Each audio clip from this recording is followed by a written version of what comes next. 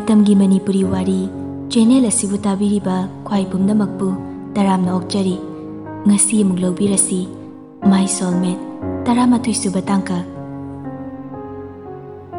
sanana kina thongmarum aduda lumduni yenglibadu uraga arnab sakfam phat onki sana tamna changsili sana pabunga tumuraslo sana thoibida amuksi yengi matawadu pakhatpa manba matawni arnab sanabu konsinbi managandasu tapna tapna nanthabi sanabu pamduna magi hanagi rumdura changkre thoibi kapna kapna masabu phathajanabu hanai mani nangdi yamna pattaba mine aibu yotling thangduna thambibani aina kari lankhibagi aibu asuk yamna otlibano imangsu itungsu khongnet pam thambada maikai kuding machin tumlaba tenjaina yuduna thambiba aigi khanta hawdaba wakhalda nangna khudong chaba lawduna aibu karisu laitana khanbane aibu mi ama oina udabane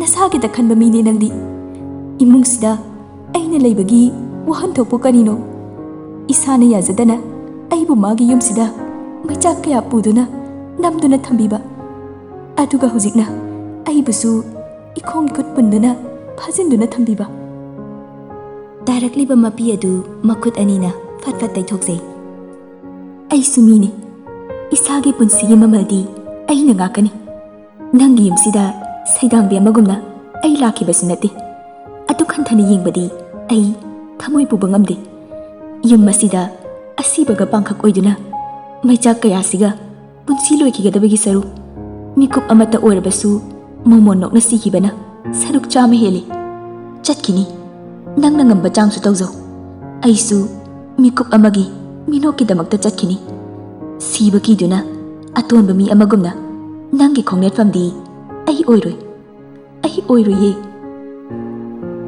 thong marumdagi thoibina tumina solibadu tai mapi tapna sintharei arna lali nafamda hanjin lalibani ayya jaiko chatki khangano nang chatki khanuko ai khangba waye nanak nakpa sungamdi nangi damak ai nanak nakpa ngamdi waro fam thokpani aigi machatnani nangbu wahanbani aidi adubu ngasi wabasina phanglaroi khaliba nangi minokti aina piramgeko tumliba sanagi manakta changsinduna tapna makoktuda nanthabi mapisu lepa leite sathiba nupadugi mitludagi babungi sana ichagi damak babung yamna waye ichabu mapung phana babung ne yengsinba ngamloi dore ichagi damak babung sathiba oigeko ichagi lambi piramgeko ichana heng chaurgane boxi dadaubu nangni yengsiluko khangba ngamda hogatuna balcony da tholaktuna mamli tawriba atiyadi yengkhali thaibisu wakhal kaya amana madong pirep lauzari Ronald Kanaroi da nangwa magun khangli natro Ilina Kanada bayaroi ma aiga luhongbagi matam lepkhraba misakne aigi hak yam chauna lei kaino hoine adubu nangi naral mayamado amta ningsingudana as aina thokpa tawge nang yawro haidi Ilina ni kaino aina bu ngamdaba kari leine 10 cross loinari banupa mayamduga lujadabana chat adudasu migi nungaibadane kalaunu warem kawi nangi do last ta chingya da siraga taramle kangbudo adugi manung chalaga tokani Ilina su saugalei mase nangi na thaunatiye nang kari na thaulege aisu nangi lamgi leremba mayamdugi manung chalibani ne punsi haise marik mahau yawna hingadabane habase nang khango aigi punsi di migi wana ne hingadaba nate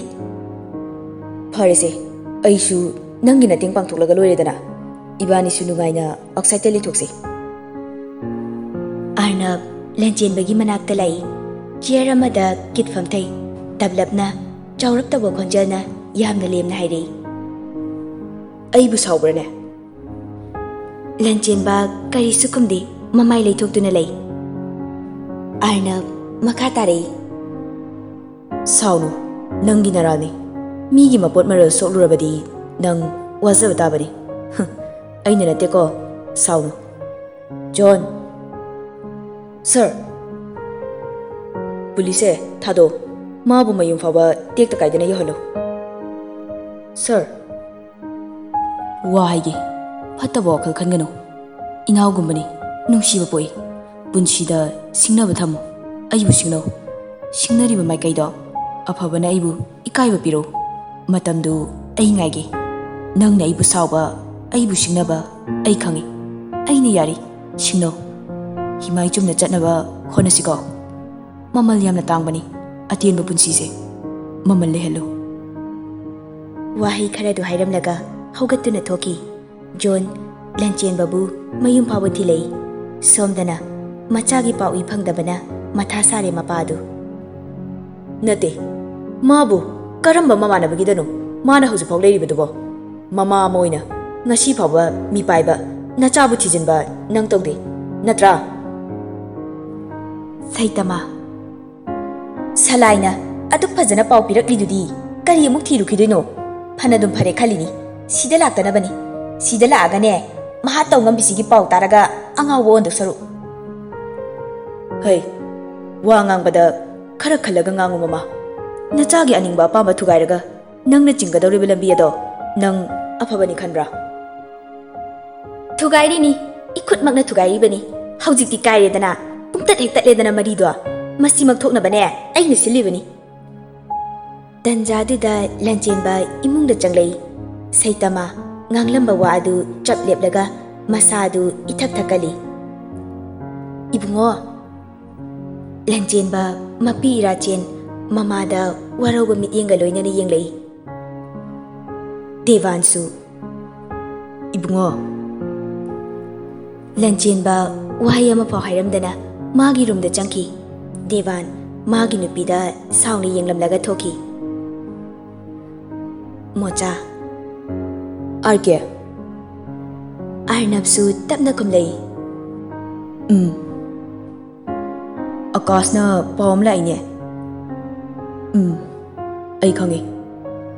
Nungsu tarabo. Tare. Kaino mana khaliduna okak pakte he. Shiram daigini. Asingba kuiraroibu kuchu sengdi. Arnab namu hanglei. Thongam lakibra. Mochasu Yoroglani hairakpani. Thongam Josi thiamnaba honabada awaba moire nupidusu anam kali. Thongamna Chongwomi nangbo. Josi Yaroi khadrak torokano unasi haraga thai duna chenbada ngasi di chenba sukya yaro haisini.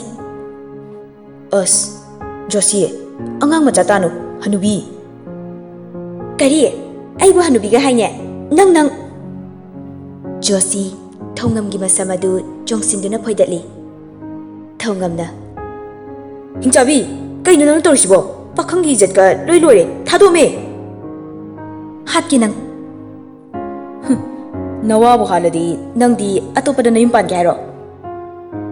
Josi amuktang kanna foidalaga khangtha thadorei. Thongamna Hai shiramnida kaino pino masibo. Khara kijo. Khangabra mi usta tawno. Ushilei maramo pini. Se changoba hayeng waine phani ka subidoini. Themakano nawa laude. Ai kapora kapuna. Thongam upai leitre mochada call taurei. Mochana Poktaba karamba city yore. Thongamna Ngasi khar thinglakani. Amuk kaidoraba. Somda angang na yadrene. Kanai angang pakhang uktaba nachasu leirabu lona. Thongam Taningde naptanaba. Mochana amuk napiru he thabak yami ko oktaba sasalakcho. Upai leite over. Thongam kola du kakthali. Mochana ꯀꯌꯥꯗꯅꯣ ꯌꯦꯡꯉꯨꯅꯦ ꯃꯁꯤ ꯑꯣꯛꯇꯕꯁꯦ ꯇꯤꯅꯥ ꯂꯨꯍꯣꯡꯕꯒꯤ ꯐꯣꯇꯣꯁꯤꯡ ꯑꯗꯨ ꯄꯨꯊꯣꯛꯇꯨꯅ ꯌꯦꯡꯂꯤ ꯏꯅꯝꯁꯦ ꯑꯇꯣꯟꯁꯦ ꯃꯁꯛ ꯔꯥꯁꯤ ꯌꯥꯝꯅ ꯂꯩꯌꯦ ꯏꯅꯝꯁꯤꯒ ꯃꯥꯟꯅꯩꯌꯦ ꯂꯩꯃꯅ ꯑꯃꯨꯛ ꯍꯥꯏꯔꯛꯏ ꯐꯖꯩ ꯂꯣꯏꯅ ꯅꯨꯡꯁꯤ ꯈꯪꯗꯦꯗ ꯄꯪꯅꯨꯡꯗ ꯍꯦꯛ ꯅꯨꯡꯁꯤ ꯇꯤꯅꯥꯁꯨ ꯑꯁꯦꯡꯕ ꯏꯃꯥꯁꯦ ꯂꯣꯏ ꯅꯨꯡꯁꯤꯀꯣ ꯁꯅꯥꯁꯨ ꯑꯩꯁꯨ ꯅꯨꯡꯁꯤ ꯃꯌꯥꯝꯗꯨ ꯋꯥ ꯋꯥ ꯅꯣꯛꯏ ꯊꯣꯏꯕꯤ ꯄꯨꯛꯅꯤꯡꯗ ꯈꯜꯂꯤ ꯏꯃꯥꯁꯤꯒꯤ ꯃꯆꯥꯅꯤ ꯍꯥꯏꯕꯗ ꯑꯣꯟꯊꯣꯛꯅ ꯆꯨꯅꯈꯤꯗ꯭ꯔꯦꯗ ꯄꯥꯎꯁꯨ ꯐꯩ ꯇꯤꯅꯥꯁꯨ ꯐꯩ ꯑꯗꯨꯒ ꯃꯗꯨꯒꯤ ꯕꯦꯠꯇꯨꯅ ꯀꯥꯏꯗꯒꯤ ꯈꯨꯠꯂꯩꯖꯥꯠꯅꯣ ꯏꯃꯥꯁꯤꯁꯦ ꯃꯆꯥ ꯄꯣꯛꯇꯕꯒꯤ ꯌꯣꯛꯂꯤꯖꯥꯠꯂꯣ ꯑꯗꯨꯒ ꯀꯣꯟꯅ ꯇꯤꯅꯥ ꯄꯣꯛꯂꯛꯄ ꯑꯣꯏꯔꯖꯥꯠꯂꯅꯦ ꯃꯆꯤꯟ ꯃꯅꯥꯎ ꯏ ꯃꯔꯤ ꯍꯥꯏꯁꯤꯗꯤ ꯃꯥꯟꯅꯐꯝ ꯊꯣꯛꯄꯅꯤ ꯈꯤꯇꯁꯨ ꯍꯦꯛ ꯃꯥꯟꯅꯗꯦꯗ ꯊꯣꯏꯕꯤ ꯇꯔꯪ ꯑꯃꯗ ꯂꯩꯕꯗꯨꯗ ꯇꯤꯅꯥꯅ ꯀꯧꯔꯛꯏ ꯏꯅꯝꯁꯤ ꯊꯣꯏꯕꯤ 이칸 칸이 와 소이는 앙토키 마나디 아하 까리 헤이마 그이도르기 남시야 하 겜떡디에 누미당두 마마나바 카라 루홍바 야우바 낭하우드리 하이나 락네 아르나 카랑가나 락바 야드로 산지 ꯍꯧꯖꯤꯛ ꯌꯧꯔꯛꯇ ꯉꯥꯏꯔꯤꯌꯦ ꯌꯨꯝꯒ ꯆꯪꯂꯝꯗ꯭ꯔꯤꯗ ꯁꯥꯍꯦꯕꯀꯤ ꯄꯥꯎ ꯇꯥꯕꯗꯅꯦ ꯍꯔꯥꯎꯃꯟꯈꯤꯗꯅ ꯍꯦꯛꯇ ꯆꯦꯜꯂꯛꯏꯅꯦ ꯐꯔꯦꯅꯦ ꯆꯥꯛ ꯍꯥꯞꯆꯤꯜꯂꯒꯦ ꯅꯟꯗꯅ ꯑꯃꯨꯛ ꯍꯥꯞꯄꯨꯅꯨ ꯚꯥꯏ ꯑꯩ ꯅꯨꯃꯤꯗꯥꯡ ꯄꯥꯔꯇꯤ ꯂꯩꯍꯧꯏ ꯑꯥꯔꯅꯕꯅ ꯑꯃꯨꯛ ꯈꯨꯝꯂꯛꯏ ꯍꯧꯖꯤꯛꯁꯤꯕꯨ ꯅꯨꯃꯤꯗꯥꯡ ꯑꯣꯏꯗ꯭ꯔꯤꯕꯣ ꯅꯟꯗ ꯑꯁ ꯑꯍꯤꯡꯒꯤ ꯄꯥꯔꯇꯤꯅꯦ ꯑꯣꯛꯇꯕ ꯍꯟꯗ꯭ꯔꯤꯅꯦ ꯍꯦꯔꯥ ꯅꯤꯌꯣꯝ ꯀꯥꯏꯗꯅ ꯑꯣꯛꯇꯕꯅꯤꯗ ꯈꯔ ꯊꯦꯡꯂꯒꯅ ꯉꯥꯎꯕ ꯅꯨꯡꯉꯥꯏꯌꯦ ꯁꯟꯖꯤ ꯅꯤꯁꯥꯒ ꯄꯥꯟꯈꯠꯂꯒ ꯏꯁꯩꯒ ꯁꯛꯄꯗꯣ ꯅꯪꯅ ꯕꯥ ꯍꯥꯏꯁꯤꯅꯤ ꯆꯥ ꯊꯣꯏꯕꯤ ꯆꯥ ꯀꯞ 3 ꯄꯥꯏꯗꯨꯅ ꯇꯦꯕꯜꯗꯨꯗ ꯊꯝꯃꯤ ꯃꯤ ꯃꯈꯜ ꯃꯥꯟꯅꯗꯦ ꯍꯥꯏꯕꯒꯨꯝ ꯁꯟꯖꯤ ꯃꯁꯥꯅ ꯅꯨꯄꯤ ꯑꯉꯥꯡꯗ ꯉꯥꯎꯕ ꯃꯤꯁꯛꯅꯤ ꯅꯟꯗ ꯊꯛꯄ ꯆꯥꯕ ꯄꯥꯝꯖꯔꯕꯁꯨ ꯅꯨꯄꯤꯕꯨ ꯔꯦꯁꯄꯦꯛ ꯂꯩꯕ ꯅꯨꯄꯥꯅꯤ ꯃꯁꯤ ꯑꯥꯔꯅꯕ ꯃꯨꯟꯅ ꯈꯪꯏ ꯑꯥꯔꯅꯕ ꯄꯤꯁꯨꯝ ꯁꯨꯠꯂꯞ ꯇꯧꯏ ꯁꯟꯖꯤ ꯃꯃꯤꯠ ꯀꯨꯞꯇꯅ ꯊꯣꯏꯕꯤꯗ ꯃꯨꯟꯅ ꯌꯦꯡꯏ ꯑꯥꯔꯅꯕꯅ ꯆꯥ ꯄꯥꯏꯌꯣ ꯑꯩ ꯀꯩꯅꯣꯝꯇ ꯑꯁꯤ ꯍꯥꯏꯔꯒ ꯐꯨꯛ ꯍꯧꯒꯠꯂꯤ ꯑꯥꯔꯅꯕꯅ ꯇꯥꯔꯤꯕꯣ ꯊꯣꯏꯕꯤ ꯏꯉꯛ ꯉꯛꯅ ꯌꯦꯡꯏ ꯅꯨꯄꯥꯗꯨꯗ ꯊꯥꯖꯗꯅ ꯌꯦꯡꯏ ꯑꯩꯁꯦ ꯀꯩꯅꯣꯝꯃ ꯀꯥꯎꯔꯤꯅꯦ ꯑꯝꯇ ꯂꯥꯛꯑꯣ ꯑꯁꯤ ꯍꯥꯏꯔꯒ ꯊꯣꯏꯕꯤꯒꯤ ꯃꯈꯨꯠ ꯄꯥꯏꯗꯨꯅ ꯄꯨꯁꯤꯜꯂꯛꯏ ꯐꯝꯍꯧꯔꯤꯕ ꯅꯨꯄꯥ ꯑꯅꯤꯗꯨꯒꯤ ꯃꯤꯠꯌꯦꯡ ꯋꯥꯡꯃ ꯍꯦꯛ ꯂꯥꯜꯂꯛꯄꯒ ꯑꯥꯔꯅꯕ ꯑꯁꯥꯎꯕ ꯃꯄꯥꯜ ꯊꯣꯛꯂꯛꯏ ꯃꯥꯅ ꯄꯥꯏꯔꯤꯕ ꯊꯣꯏꯕꯤꯒꯤ ꯃꯈꯨꯠ ꯑꯗꯨ ꯑꯁꯥꯎꯕ ꯑꯃꯒ ꯂꯣꯏꯅꯅ ꯁꯥꯐꯨ ꯀꯟꯅ ꯄꯥꯏꯁꯤꯜꯂꯤ ꯔꯨꯝ ꯌꯧꯕꯒ ꯃꯃꯤꯠ ꯏꯃꯨꯛ ꯉꯥꯡꯅ ꯁꯥꯎꯅ ꯍꯥꯏꯔꯛꯏ ꯑꯍꯩ ꯑꯄꯥ ꯑꯗꯨꯛ ꯌꯥꯝꯅ ꯁꯥꯔꯤꯗꯣ ꯀꯩꯒꯤꯅꯣ ꯑꯩꯅ ꯍꯥꯟꯅ ꯍꯥꯏꯈ꯭ꯔꯕ ꯅꯠꯇ꯭ꯔꯣ ꯑꯍꯩ ꯁꯥꯔꯛꯀꯅꯣꯅ ꯍꯥꯏꯕ ꯏꯟꯗꯦꯅꯦ ꯅꯊꯧ ꯅꯠꯇ ꯅꯊꯧ ꯁꯥꯕ ꯂꯨꯍꯣꯡꯂꯦꯅ ꯅꯪ ꯏꯊꯛ ꯀꯥꯒꯦ ꯍꯣꯠꯅꯔꯛꯀꯅꯣ ꯑꯩꯅ ꯌꯥꯗꯦ ꯍꯥꯏꯕ ꯋꯥꯗ ꯑꯅꯤꯔꯛ ꯍꯟꯒꯦ ꯈꯜꯂꯛꯀꯅꯣ ꯍꯥꯠꯇꯣꯛꯀꯗꯕꯅꯤ ꯊꯣꯏꯕꯤꯅ ꯑꯃꯨꯛ ꯏꯃꯥꯁꯤꯅ ꯇꯥꯅꯤꯡꯗꯦ ꯅꯁꯥꯒꯤ ꯅꯔꯥꯜ ꯃꯤꯉꯣꯟꯗ ꯊꯩꯖꯤꯟꯕꯒꯤ ꯍꯩꯅꯕꯤꯗꯣ ꯊꯥꯗꯣꯛꯎ ꯊꯣꯏꯕꯤ ꯃꯈꯨꯠ ꯑꯗꯨ ꯆꯩꯅꯥ ꯍꯦꯟꯃꯟꯕꯅ ꯃꯄꯤ ꯇꯥꯔꯛꯏ ꯈꯨꯠꯁꯤ ꯅꯥꯏꯌꯦ ꯍꯤꯛ ꯍꯤꯛ ꯀꯞꯂꯛꯂꯤ ꯊꯣꯏꯕꯤ ꯑꯗꯨ ꯑꯥꯔꯅꯕ ꯈꯪꯊꯥ ꯊꯥꯗꯣꯛꯇꯨꯅ ꯁꯥꯎꯅ ꯔꯨꯝ ꯑꯗꯨꯗꯒꯤ ꯊꯣꯛꯈꯤ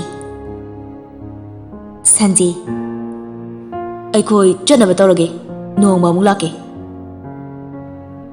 ꯑꯥꯔꯅꯕꯅ ꯑꯩ ꯊꯤꯟꯗꯣꯛꯀꯦ ꯃꯔꯨꯞ 3 ꯊꯣꯛꯃꯤꯟꯅꯔꯛꯏ ꯒꯥꯔꯤ ꯃꯅꯥꯛ ꯌꯧꯕꯒ ꯁꯟꯖꯦꯗ ꯍꯥꯏꯐꯦꯠꯇꯪ ꯌꯦꯡꯗꯨꯅ ꯍꯥꯏꯔꯛꯏ ꯑꯇꯩꯗꯤ ꯅꯪꯒꯤ ꯀꯨꯁꯤꯅꯤ ꯑꯗꯨꯕꯨ ꯑꯩ ꯀꯅꯥꯅꯣ ꯈꯪꯂꯤꯕ ꯅꯪꯉꯣꯟꯗ ꯑꯩ ꯉꯥꯛꯄꯤꯕ ꯂꯩꯔꯣꯏ ꯃꯁꯤ ꯈꯪꯅ ꯆꯠꯂꯣ ꯋꯥꯍꯩ ꯑꯗꯨ ꯍꯥꯏꯔꯝꯂꯒ ꯆꯪꯈꯤ ꯑꯥꯔꯅꯕ ꯅꯟꯗ ꯅꯪꯁꯤꯗꯤꯕ ꯑꯣꯈꯥꯛ ꯆꯣꯞꯈ꯭ꯔꯦ ꯅꯨꯄꯤꯗ ꯁꯟꯖꯦꯁꯨ ꯀꯟꯇ꯭ꯔꯣꯜ ꯉꯝꯍꯧꯗ꯭ꯔꯤꯅꯦ ꯀꯥꯏꯗꯒꯤ ꯃꯁꯛꯇꯣ ꯎꯕꯗ ꯅꯟꯗꯅ ꯑꯃꯨꯛ ꯀꯨ ꯃꯔꯨꯞ ꯑꯃ ꯌꯧꯁꯜꯂꯣ ꯍꯦꯔꯥ ꯅꯪ ꯁꯨꯕ ꯊꯦꯡꯂꯛꯂꯕ ꯃꯇꯝꯅꯤ Arnab tumthaba yadana hangat handa chattuna lei. Tapna Thoibi yirumda chaglei. Thoibi isi sina tumli. Makol thokanda tapna changlei. Ngangsinduna dakfam tariba Thoibi gi khutta tapna nanbirei. Asuk waba ai khange ko. Otke nangbu peno otke ko. Nungsimanbagi nangbu nungsiba henmanbagi. Tarakliba mapi adu tapna taithokduna nungsine yengjei. Tapna haugatuna thoglei. Wakal phumbangnaraba matauduga loinana. Thoibi Arnabna thokibaga mamit adu tapna panglei. Yamna angakpa mityenga loinana Arnabki maikai yenghawi. Matam khara haujinki ahongba naidana khajik fawa honglakte nupa magi mataudi chamamnaba kayani Thoibigi mafamdadi adubu mabu hanthana yengba manba mataw adudi lepa naidana utli. Mabu phajana loinabibagi mahut mabu uba khudingi asauba hainadaba saktam kayani utliba. Santi Inaw kari hinsang thongsigye? Thoibi su khumlei. Iche iyada yaye ima khoina chaninggadabado ama hekta thongbiro. Nangbu nasa khara nungairabo? Kem tawdreda khongingbaduda puk nungaitabane haujikpudi phare iche. Santi na amu nong sisune leptine tawrise amukta amuk hang taw leire. Iche ai wahamta hange lana khangadra. Kari wano inaw sidi hekta hangu. Iche se yumsida leirakpa kuirabro sum khangdabagi hangjabani saunu ko iche. Saudini nangbo kuireda chahi tara heli. Ado iche Haima karino nangna hainingbado hekta hayune. Thoibina wa hange tawbaga makhadagi Arnabna kaurei. Wa adu hangba nangdana Santi su hobe hobe chenthokre. Iche aigi cha hapiruranu. Phani sir. Leima Thoiba chakti kadai da chaduiba? Thabak yame aina thokpa tawrani. Bemadi masa khara phawrabra? Santina Hoi imasi. Phare phare imasi sune mathak kabase khongse kaya nungaitene handak marakti aduna toina hanglubasu ngamdre. Nangnane khara yengsiluko nanawdo. Hoi masi. Aton Ibai sir sidula iro. Arnab sunok laga. Sir do logtho Ibai dang hayo. Hoi Ibai sir. Ihe Sorry Ibai. Baba Ibai laiye. Jiten Ihe lak libre bungo lo imungda changsi. Arnab Jiten bu makhong sauna khurumi. Yare imungda changsi. Phamo Ibe moidi karamna tawre nungairiba natro? Hoi baba adum leiriye. Ibai hayeng sida changba yabaga chichi puraga lauko. Laktoini nangsu babaga chichi gi manakta koiro. Hoi Ibai. Jitena Aton cho nabai na chanaba karino masemlo. Yarni baba ai breakfast lawk kuidri. Haima sida su thakidoini ne. Aton sangom glass ahawbam ta semo. Hoi baba Ibai ngaktang phabiramuko. Semuranu ne sida lao nangsu phamo wari sase. Aton su Arnab ki manakta da famthai. Arnab Baba da wase haudok jagena lakpani. Kari matangi nune bungo hekta hayo. Aton se larik so hayena tai. Sida sum leirabadi merit manglani. Aduna oxide ta thabana fagadrana khali. Jiten kari sukumdi Machabu afaba oiba afaba mafamda tamhanba habasi karigi pamloi Jitengi maithong adu Arnabna khangi Babagi ayaba tutang lawba lakjabani Ataidi nachana fanaba sinjari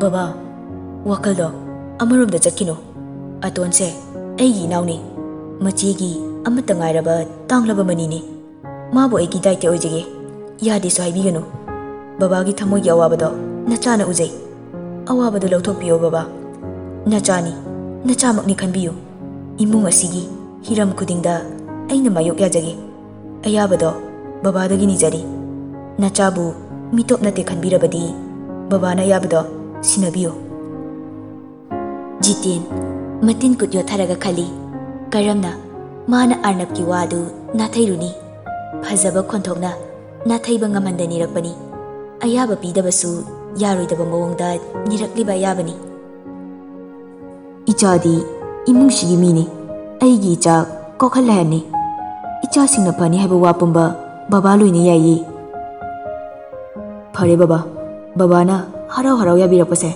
nacha yamna nungaije Migi lamduda mana marol mari ama phaunabasu natana adugidi nachana phanabasile baba aton khak thadok loye aigi mina mabu senangani mathanta thamloye baba su tha mani di lamkoi boina ada leirurasu yaida Wari muna tariba aton harau bana loirabani khangai hairei Aya chache baba mogi aeroplane tongboda sathina nungai haijani Ihe masidi Arnab nokfe taurei nungai jani nangsu tonglaga khangani Awi bai Phare chatnaba numit lepthoklaga babada pau hairaklagi maraksida changadaba pumba aina loina silage Jiten Hui bungo Roskar khadang kana thadari Madui nupidubu karina sarakjano lai mapakhidre Akasu khallibane aisu Nate karam thoktana nangna mu matam amada aduga dongdong tawrinoba As kanana khangbano masak phajabaduda thamoisu phajaramdau malena koirini aduga lairabai maicha hatkina lakpo oiramledana Hojikpu pawam tarise chumli jalo chumli Nangonda kanana hairake Akasna Maga khwaidagi naknaba mina Roskar su hanglei kamdongna Apangba arang arakta mitabi magumana kayam loksing leiruni Soidredana kuiraroi lanbi khrani Hoi iroi thongba chase ma lanbi banumita Is X ni kamningbaga fauridra Chathoda piga loina mangkre haujiktagi hauna Nungthildu yumlomda phat amuk changai nupa adu thoibi magi roomda ising loikibagi makhada kitchendagi bottle ising lauraga stair da kakhalakpada khongpham chahaudaduna tunglomda haitharei Arnab thuna changsinduna thoibi bu ngai thoibi mamit kana usili makhada tadaduna kanagumba amana ngaglakpa aduda mamit khangpang panglai nomatasu naksina ugidri labna munnasu yengludri Sathiba maraktuda tonganba nupa oibagi gun amadi lengdana yauri animak ngayak mamit kuptana yengnai Arnab thoibi mumunna yengi thamoidasu karino khangdaba ihulama chonglei adubu mikup phadi masana masabu warak chabangambani suklap taurei thoibi bu ngaklibadu khangtha thadui thoibi makhada fadraktai thabak tabura cheksindraga soira ngamlaga aikoi ijat choknab silakano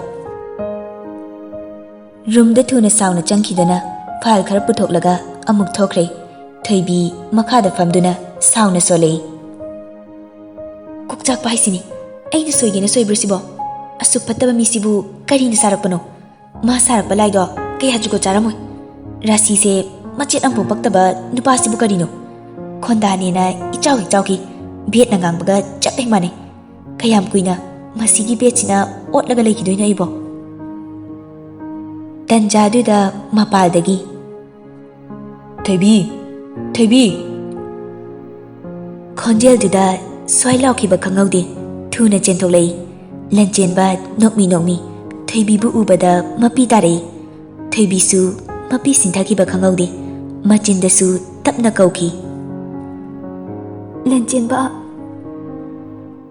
Ai nangi nanak tala ini. Lao ibani kaidano ma chatkrase. Handakti makhoi kanamtana su thiba phangalaroi. Lanchen ba kaino nang nangangi dubo mi tani ye tap na ngango. Thaibi ai kanabasu kide sirabasu punna siminakise hinglabasu punna himinase.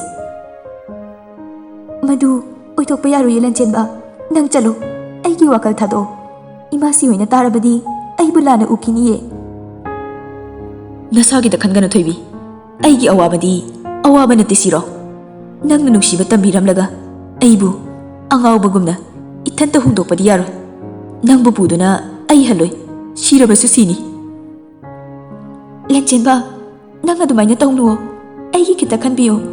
Ai sagai walabi maune nang karigi khangdrino. Ai pumnamak khangi nang inakhunbi ore.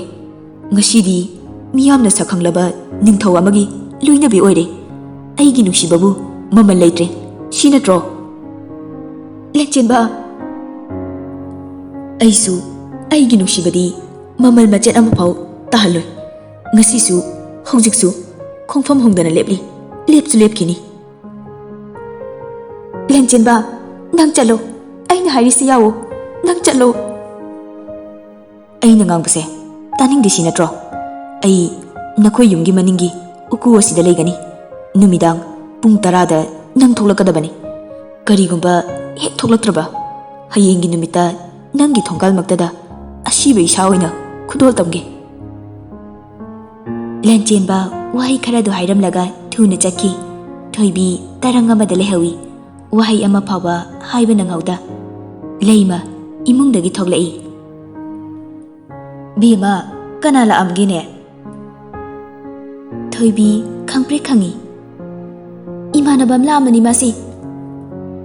Thaibi masadu ipapa khali. Ihe adudi imungda kok changhalakpa yadro kainomta su thakminane. Thabak chaluba oiramale changkhisi yadre nongma phajana koirakena. Phare adu nangbu nabuk naba phatribro. Phari masi. Imasi sune khongse stair kangkhat kumtha tawbase naba aduna imogi manakta changlakpasune hek ngamdribani do. Imasi ai kem tawdrida akhoi sanabu haugatribro. Haugatri tumhauri kana. Numidang du Thaibi masadu leitadre chak ising changdre. Lanchen bagi wahai kaya aduna mabu chaina kaya haplare. Masana wakal lepchaba ngamanbidre. Pung amug yengi tawfam khangdana room adu hangat handa chatli. Ai kidawni aina hojik tawgadabase karino. Lanchen ba nang wakal yawmande aibu wahalle. Ai magi matung inkibana faradra. Aibu mafamsida asuk wana legadabagi saru.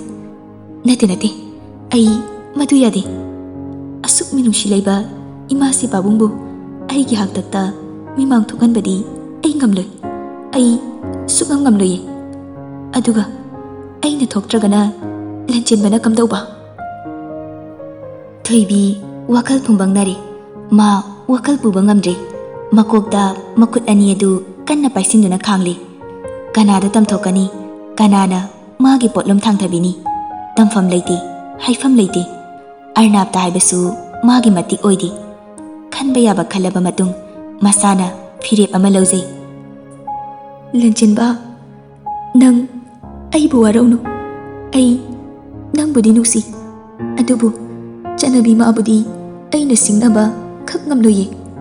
ꯑꯩꯒꯤ ꯋꯥ ꯅꯪꯅ ꯁꯣꯏꯗꯅ ꯇꯥꯒꯅꯤ, ꯇꯥꯐꯝꯁꯨ ꯊꯣꯛꯏ꯫ ꯑꯩ ꯂꯟꯆꯦꯟꯕꯗ ꯐꯖꯅ ꯍꯥꯏꯖꯔꯒꯦ, ꯃꯥꯕꯨ ꯆꯠꯍꯟꯈ꯭ꯔꯒꯦ꯫ ꯃꯁꯤ ꯅꯠꯇꯅ ꯑꯩ ꯎꯄꯥꯏ ꯑꯇꯩ ꯂꯩꯔꯔꯣꯏ꯫ ꯀꯔꯤꯒꯨꯝꯕ ꯑꯩꯅ ꯊꯣꯛꯂꯣꯏꯗ꯭ꯔꯕꯗꯤ, ꯐꯠꯇ ꯅꯨꯡꯗ ꯊꯣꯛꯂꯕꯗꯤ ꯑꯩ ꯄꯨꯟꯁꯤꯒꯤ ꯑꯣꯏꯅ ꯏꯄꯥꯞ ꯂꯪꯁꯤꯜꯂꯅꯤ꯫ ꯐꯔꯦ, ꯑꯩ ꯊꯣꯛꯂꯒꯦ꯫ ꯃꯥꯕꯨ ꯐꯖꯅ ꯊꯦꯝꯗꯨꯅ ꯑꯩ ꯃꯥꯕꯨ ꯆꯠꯍꯟꯈ꯭ꯔꯒꯦ꯫ ꯀꯔꯤꯒꯨꯝꯕ ꯑꯩꯒꯤ ꯋꯥꯔꯦꯞꯁꯤꯅ ꯃꯥꯏ ꯄꯥꯛꯇ꯭ꯔꯕꯗꯤ ꯀꯝꯗꯧꯕ? ꯃꯥꯒꯤ ꯅꯨꯡꯁꯤꯅꯤꯡꯉꯥꯏꯅ ꯉꯝꯈ꯭ꯔꯕꯗꯤ ꯀꯝꯗꯧꯕ? ꯑꯣꯏꯅꯤꯡꯕ ꯑꯣꯏꯁꯅꯨ, ꯑꯩ ꯊꯣꯛꯂꯒꯦ꯫ ꯑꯩ ꯃꯥꯕꯨꯗꯤ ꯅꯨꯡꯁꯤ, ꯑꯩ ꯃꯥꯕꯨ ꯀꯟꯗꯕ ꯌꯥꯗꯦ꯫ ꯊꯣꯏꯕꯤ ꯄꯨꯡ ꯌꯦꯡꯉꯤ, 10 ꯈꯔ ꯍꯦꯜꯂꯛꯂꯦ꯫ ꯊꯣꯏꯕꯤ ꯐꯤꯅ ꯃꯀꯣꯛ ꯑꯗꯨ ꯀꯨꯞꯁꯤꯜꯂꯤ꯫ ꯃꯁꯥꯗꯨ ꯄꯥꯈꯠꯄ ꯅꯤꯛꯄ ꯀꯌꯥꯒ ꯂꯣꯏꯅꯅ ꯑꯔꯩꯕ ꯊꯧꯅꯥ ꯄꯨꯝꯕ ꯈꯣꯝꯖꯤꯟꯗꯨꯅ ꯃꯈꯣꯡ ꯊꯥꯡꯗꯣꯛꯂꯛꯏ꯫ ꯔꯨꯝꯒꯤ ꯊꯣꯡꯗꯨ ꯍꯥꯡꯗꯣꯛꯀꯦ ꯍꯣꯠꯅꯩ, ꯑꯗꯨꯕꯨ ꯉꯝꯗ꯭ꯔꯦ꯫ ꯃꯄꯥꯜꯗꯒꯤ ꯂꯣꯛ ꯇꯧꯁꯤꯜꯂꯝꯂꯦ꯫ ꯊꯣꯏꯕꯤꯁꯨ ꯏꯪꯉꯛꯅꯩ꯫ ꯀꯔꯝꯅ, ꯀꯅꯥꯅ ꯇꯧꯔꯤꯕꯅꯣ ꯃꯥ ꯈꯪꯕ ꯉꯝꯗ꯭ꯔꯦ꯫ ꯑꯇꯣꯞꯄ ꯎꯄꯥꯏ ꯀꯌꯥ ꯊꯤꯖꯩ, ꯑꯗꯨꯕꯨ ꯂꯝꯕꯤ ꯑꯃꯠꯇ ꯂꯩꯇ꯭ꯔꯦ꯫ ꯎꯄꯥꯏ ꯂꯩꯇꯦ, ꯀꯞꯅ ꯀꯞꯅ ꯐꯃꯨꯡꯗ ꯆꯪꯂꯛꯇꯨꯅ ꯐꯝꯃꯤ꯫ ꯂꯥꯞꯅ ꯎꯀꯨꯗꯨꯗ ꯃꯥꯛ ꯁꯨꯞꯁꯤꯟꯗꯨꯅ ꯐꯝꯂꯤꯕ ꯂꯟꯆꯦꯟꯕ ꯒꯥꯔꯤ ꯃꯅꯨꯡꯗꯒꯤ ꯑꯔꯅꯥꯞꯅ ꯎꯏ꯫ ꯃꯥꯅꯤ, ꯊꯣꯏꯕꯤꯒꯤ ꯊꯣꯡꯒꯤ ꯂꯣꯛꯇꯨ ꯃꯥꯅ ꯇꯧꯁꯤꯟꯕꯅꯤ꯫ ꯌꯨꯝꯒꯤ ꯁꯔꯥꯎꯟꯗꯤꯡ ꯄꯨꯝꯕ ꯀꯦꯃꯦꯔꯥ ꯐꯤꯠ ꯇꯧꯕꯅꯤ꯫ ꯃꯁꯤ ꯀꯅꯥꯝꯇꯅ ꯈꯪꯗꯦ, ꯃꯥ ꯅꯠꯇꯅ ꯂꯩꯔꯤꯕ ꯕꯤꯖꯣꯏ, ꯂꯩꯃ, ꯑꯇꯩ ꯂꯩꯔꯤꯕ ꯀꯅꯥꯝꯇꯅ ꯈꯪꯍꯟꯗꯦ꯫